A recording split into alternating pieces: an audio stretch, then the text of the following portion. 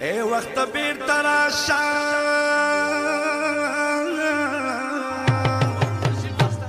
ای وقت بیر تراشا یا افغان موسیقی یا احمد خان یا میرویس خان موسیقی.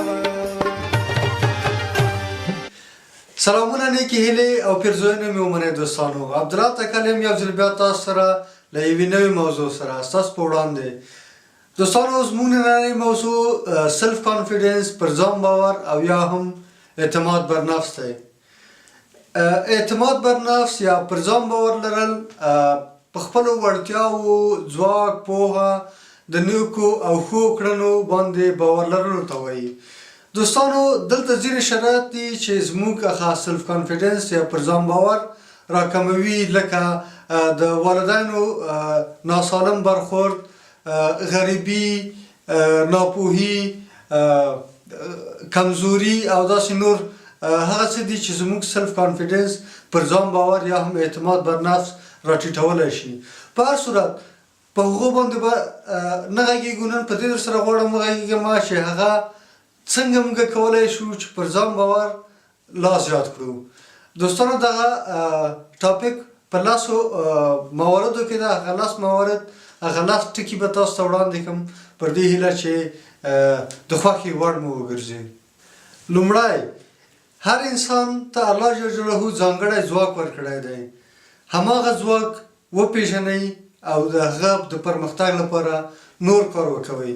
کومه کمزوري چې ده هغه کمزوري له ذهن څخه وباسئ یا یې بیخي هیره کړئ.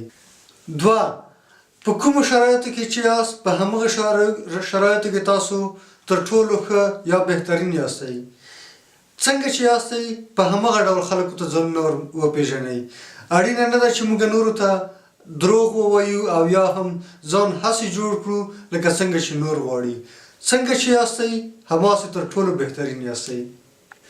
دریم، له هغو خلکو څخه لرېوالی اختیار کړئ چې تل په منفي شیانو غږېږي او یا هم ستاسو په اړه منفي قضاوتونه کوي. څلور، کتاب ولوله، ځکه چې کتاب تاسو ته خوله او ژبه درکوي، تاسو ته معلومات درکوي چې وکولی شئ د خپل زړه خبرې په هغه ډول چې ستاسو په زړه کې دي تر نورو پورې ورسوئ. پنځم، ځان ته موخې وټاکه او د همغو موخو د ترلاسه کولو لپاره حرکت وکړه، که څه هم په ډېرو کوچنیو ګامونو باندې وي.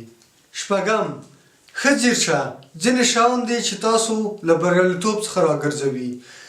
هغه څه چې تاسو له بریالیتوب څخه راګرځوي هغه څخه ځانونه لرې کړئ. هو، دا په ذهن کې وساتئ چې ځینې زموږ د نننۍ ویرې هسې خیالي ویرې دي، په حقیقت کې هیڅ هم نشته. اووم، اړینه نه ده چې تاسو د بریالیتوب په لار کې څومره لویږئ.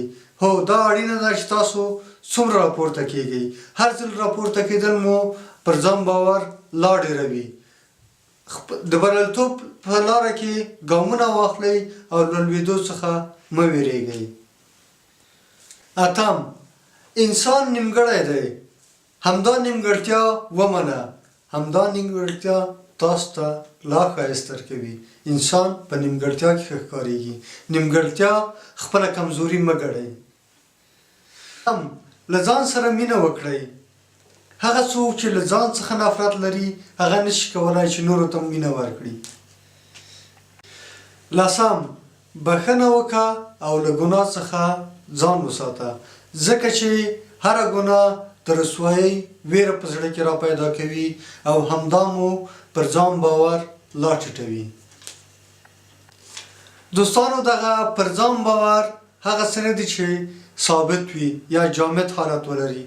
دا پر ځان باور هم کمیدای او هم ډېرېدای شي. دوستانو موږ وینو چې هغه کومې ستونزې چې زموږ ټولنه بالخصوص ځوانان راایسار کړي دي هماغه ستونزې د دې باعث شوي دي چې زموږ د ځوانانو پر ځان باور راښکته کړي. په هر صورت موږ باید لا هڅه وکړو چې پر ځان باور او نورو خلکو ته هم دا یو احساس ورکړو چې هغوی هم کولی شي پر ځان باور د خپل پر ځان باور کچه لوړه کړي.